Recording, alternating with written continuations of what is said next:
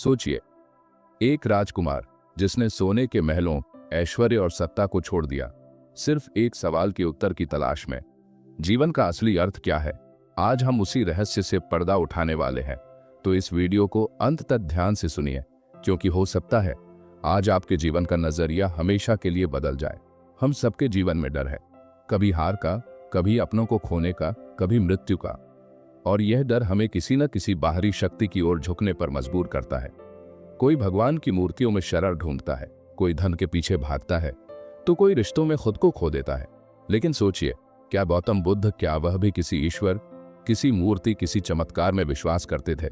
अगर हम इतिहास पर नजर डालें तो लगभग हर धर्म ने किसी न किसी देवता की पूजा को केंद्रीय स्थान दिया है। लेकिन बुद्ध, उन्होंने ना तो मंदिर बनाए, ना मूर्तियों के सामने झुके। तो क्या इसका मतलब था कि वे नास्तिक थे? सवाल गहरा है और उत्तर और भी अधिक गहरा। बुद्ध ने ईश्वर के अस्तित्व को ना तो पूरी तरह नकारा, न ही उसे केंद्र बनाया। उन्होंने कहा, तुम्हारी मुक्ति तुम्हारे कर्म पर निर्भर है, किसी बाहरी शक्ति की कृपा पर नहीं। उनके लिए पूजा का अर्थ था धम्म की पूजा। अब सवाल है, धम्म क्या है? धम्म क्या है?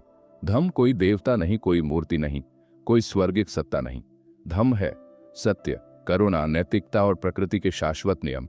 बुद्ध ने कहा था, जो धम्म को जान लेता है वह खुद को जान लेता है, और जो खुद को जान लेता है वह संसार के सारे दुखों से मुक्त हो जाता है। तो क्या बुद्ध ने प्रार्थना नहीं की? क्या उन्होंने कोई मंत्र नहीं जपे? नहीं, बुद्ध का ध्यान प्रार्थना से अलग था। उनके लिए ध्यान का अर्थ था अपने भीतर उतरना, अपने मन की गहराइयों में जाकर उस सच्चे स्वरूप को देखना जो हर भय, हर अंधकार के पार है। बुद्ध ने कभी नहीं कहा कि किसी और के भरोसे बैठो।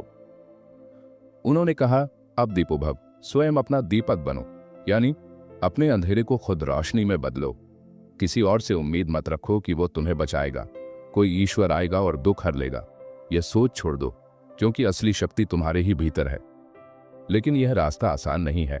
बुद्ध ने खुद 6 साल तक घोर तप किया, अत्यधिक तपस्या से भी गुजरे, और फिर अंततः जाना कि ना तो अत्यधिक सुख में सत्य है, ना ही अत्यधिक दुख में।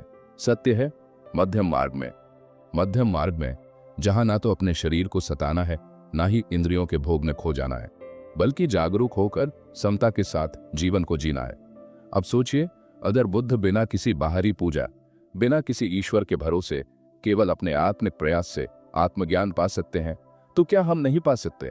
लेकिन एक बात ध्यान रखें, यह रास्ता तभी खुलेगा जब हम अपने डर को पहचानेंगे और पार करेंगे। डर ही हमें मूर्तियों के आगे झुकाता है, डर ही हमें बाहरी सहारे तलाशने पर मजबूर करता है। बुद्ध ने सिखाया, डर से नहीं, ज्ञान से जियो। उन्होंने कहा, धम्म को समझो, कर्म को शुद्ध करो, चित्त को शुद्ध करो, और फिर देखो कैसे तुम्हारे भीतर ही एक नया ब्रह्मांड खुलता है। तो अगली बार जब जीवन कठिन लगे, तो किसी मूर्ति के आगे झुकने से पहले अपने भीतर के दीपक को जलाओ।